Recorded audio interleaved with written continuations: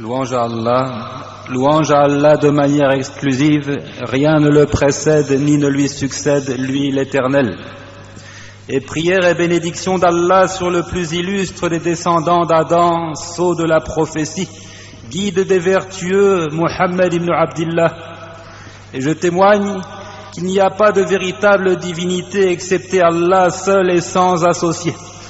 Et je témoigne de l'apostolat de Muhammad et de sa qualité d'esclave de Dieu, de serviteur rapproché et bien-aimé, qu'Allah fasse ses éloges aux anges rapprochés tant que le royaume d'Allah se dressera, ainsi que les éloges de ses fidèles compagnons et de tous ceux qui depuis emboîtent avec eux le pas sur la voie de la rectitude.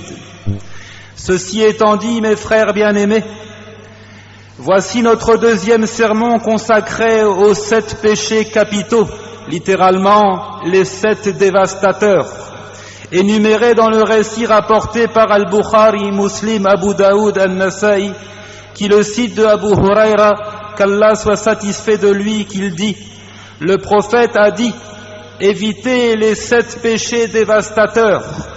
Ils dirent, ô messager d'Allah, quels sont-ils? Il dit, de donner un associé à Allah, la sorcellerie, de prendre l'âme frappée d'interdit par Allah sauf en bon droit, de dévorer les biens de l'orphelin et de tourner le dos prenant la fuite le jour de la bataille et de lancer des accusations contre des femmes mariées, insouciantes et croyantes. Et aujourd'hui notre attention sera portée sur le deuxième des péchés, la sorcellerie. Il s'agit là d'un monde étrange, envoûtant, séduisant les âmes des faibles, alors que les croyants dont le cœur est illuminé par la foi le voient comme un monde ténébreux, œuvre du diable, voué à égarer les hommes et à les plonger dans la mer insondable de la mécréance. En ces temps derniers, le matérialisme aigu a rendu amer le goût de la vie, et les hommes ignorants ont été fouettés et balayés par toutes sortes d'épreuves qu'ils ne comprennent pas, leur cœur étant durci et sourd face au rappel d'Allah. Les sources du bien se sont taries, et le feu du mal est attisé dans le cœur des hommes vidés de la crainte d'Allah. Les maladies mentales sont monnaie courante, afflictions, dépression, jalousie et autres. Le repos de l'âme perdu dans les souvenirs et que les hommes tentent de retrouver, mais malheureusement pour eux, ils se trompent de voie, cherchant le repos de l'âme, et ils frappent à la porte des devins et autres magiciens. Sais-tu qui est le sorcier? Un suppôt de Satan qui lui a fait pacte d'allégeance. Un grand nombre de compagnons ont transmis qu'il est du devoir des croyants de mettre à mort ce genre d'individu. La sorcellerie est une chose bien réelle qui peut porter atteinte à l'âme et au corps de l'homme, causant la maladie, et même de temps à autre provoquer la mort, tout cela par la volonté universelle d'Allah le Très-Haut. C'est un acte satanique qui, dans la majorité des cas, ne peut aboutir sans commettre l'association et se rapprocher des démons, en faisant ce qui les agrée, en les servant et en commettant l'association. La sorcellerie fait donc partie de l'association à Allah, et ce sous 2 points de vue. Premièrement, elle fait appel à l'intervention des démons et implique que le sorcier se rattache à eux et se rapproche d'eux en faisant ce qu'ils aiment pour qu'ils accomplissent ce qu'ils désirent. La sorcellerie est donc un enseignement donné par les démons. Allah le dit, mais les diables ont mécru, ils enseignent aux gens la magie. Deuxièmement, c'est un acte d'association car elle implique la prétention de connaître l'invisible et d'être associé à Allah dans ce domaine, ce qui est mécréance et égarement. Ainsi, cette pratique corrompt la religion et la vie de l'individu. La religion tout d'abord, puisque l'adepte des sciences divinatoires attribue aux devins des qualités propres à Allah, et il fait d'eux les associés d'Allah dans la gestion de l'univers, ce qui constitue une grande mécréance. Et la vie mondaine également, puisque ces adeptes dépensent et dilapident leurs biens et leur argent, le donnant à ces escrocs qui vendent des places pour l'enfer sous forme de talismans ou d'incantations sataniques. Allah est véridique en sa parole, et ils savent très certainement que celui qui acquiert ce pouvoir n'aura aucune part dans l'au-delà.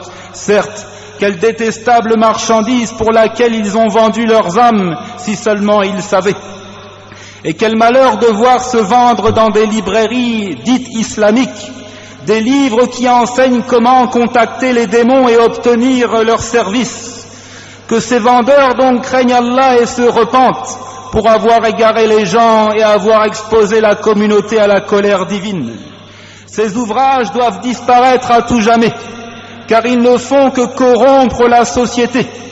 Les sorciers doivent être bannis de la communauté, afin qu'Allah fasse descendre sa miséricorde et son pardon, et que nous puissions enfin jouir des délices du monothéisme ici-bas et dans l'au-delà. Et au nombre de ces égarements, porte ouverte sur la mécréance, il y a la prédiction du futur, ceux en lançant les osselets ou en interprétant le vol et le cri des oiseaux et autres. Tout cela n'est que prétention vaniteuse. Tout ceci se fait en demandant l'intervention des démons qui écoutent la conversation des anges dans le ciel. Le diable capte un mot de cette conversation pour la rapporter ensuite au voyant. Ensuite, ce dernier y ajoute quelques mensonges. Alors les gens le croient véridique à cause de cette seule vérité qui a été entendue du ciel, tandis qu'Allah, lui, est le seul à connaître l'invisible.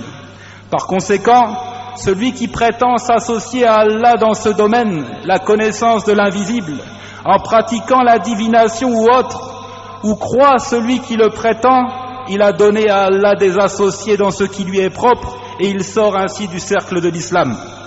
Dans le récit authentique d'après Abu Huraira, celui qui se rend chez un devin et croit à sa parole a certes mécru à ce qui a été descendu sur Muhammad. Et dans une version, la prière de quiconque approche un devin et lui demande quoi que ce soit ne sera pas acceptée durant une période de 40 jours et 40 nuits. Malheur donc à ces imposteurs qui trompent les fidèles croyants, qui se présentent à eux comme des guérisseurs bien intentionnés. Parfois même ils revêtissent le vêtement de la piété, se faisant passer pour des imams ou des érudits de l'islam, alors qu'ils ne sont pas dignes de tenir le Coran dans la main. Ils demandent un animal aux patients qu'ils immoleront pour un autre qu'Allah, ou bien ils marquent des formules païennes et des incantations sataniques sous forme de talismans à porter autour du cou ou encore à accrocher dans la maison. Ils éloignent ainsi les cœurs du rappel d'Allah et ils les rattachent à des objets qui se voient ainsi divinisés. Qu'Allah nous épargne du mal de ces gens. Le prophète sallallahu alayhi wa sallam disait dans ce qui est rapporté de Ibn Mas'ud, les formules de conjuration, ar-ruqa, les amulettes, at-tamaim et at-tiwala sont une forme de polythéisme. Le tiwala, il s'agit d'une chose que les gens fabriquent en prétendant qu'elle suscite l'amour du mari pour son épouse et réciproquement. C'est pourquoi les talismans et autres doivent disparaître de la vie du musulman. Saïd ibn Jubair a dit, celui qui arrache l'amulette du cou d'une personne, c'est comme s'il avait libéré un esclave. Qu'Allah donc nous libère à tout jamais du joug du polythéisme sous toutes ses formes, qu'il nous accorde la liberté, une liberté qui n'est obtenue que par un asservissement volontaire au Seigneur de l'univers, seul et sans associé, et prière et bénédiction d'Allah sur son messager Muhammad, sa famille et ses compagnons, et louange.